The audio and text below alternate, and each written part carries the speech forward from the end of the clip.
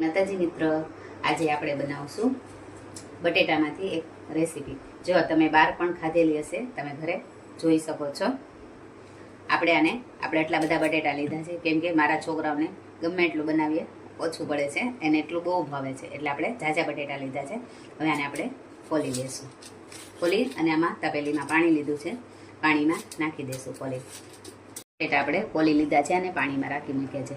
હવે આપણી પાસે ફ્રેન્ચ ફ્રાયનું મશીન છે, એની અંદર આપણે બટેટા બધા મૂકી અને ફ્રેન્ચ ફ્રાય કરી લઈશું.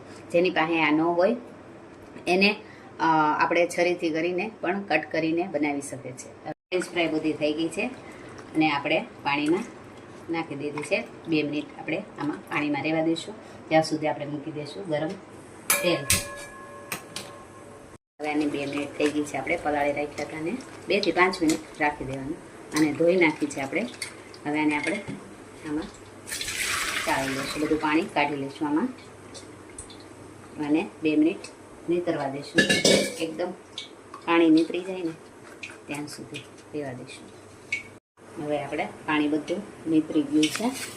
હવે આને આમાં થાળીમાં કાઢી લઈશું. હવે આપણે બટેટાની બધી કાઢી લીધી છે, પાણી નીતારી લીધું છે. આમાં આપણે નાખશું 3-4 ચમચી કોર્નફ્લોર.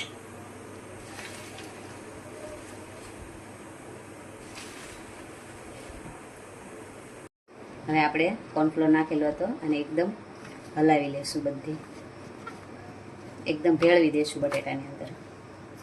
લોટ બધો આપણે આમાં ભેળવી દીધો છે. હવે આપણે આ તેલ પણ ગરમ થઈ ગયું છે. હવે એમાં આપણે નાખી દઈશું થોડી થોડી કરી.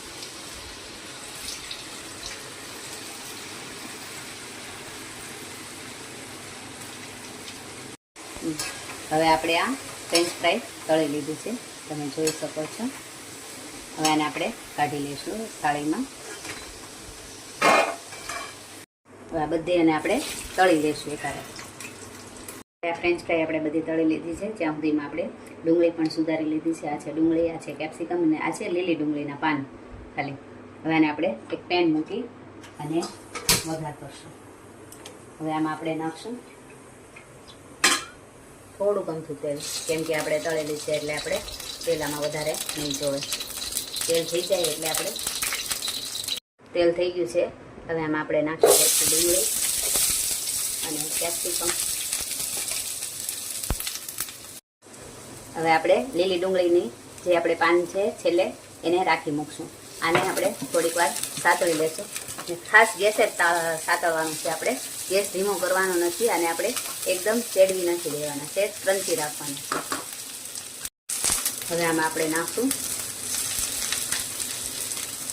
મીઠું. મીઠું આપણે નાખશું 2 ચમચી જેટલું.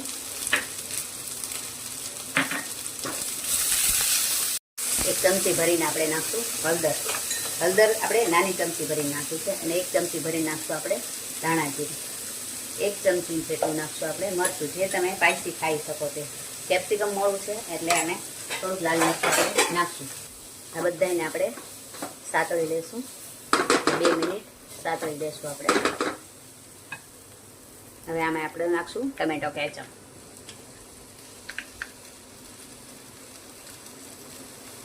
કેચઅપ નાખ્યા પછી આપણે 1 ચમચી જેટલી આમાં નાખશું ખાંડ.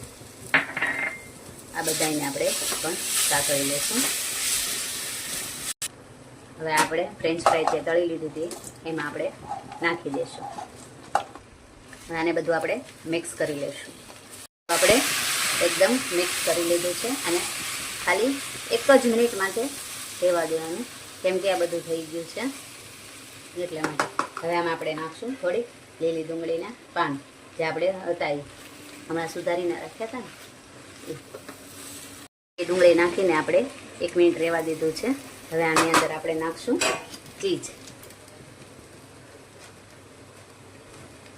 હવે આ ચીઝ નાખી દીધું છે. આને પણ આપણે મિક્સ કરી લઈશું એકદમ.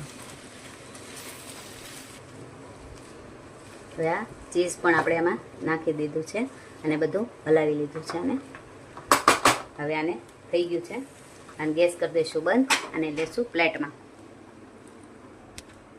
હવે આને આપણે ડીશમાં કાઢી લઈશું. સર્વ કરવા માટે આપણે થોડીક લીલી ડુંગળીના પાન નાખશું આમાં. અને થોડાક નાખશું આમાં તલ. ચીલી પોટેટો ચિપ્સ આપણે રેડી છે.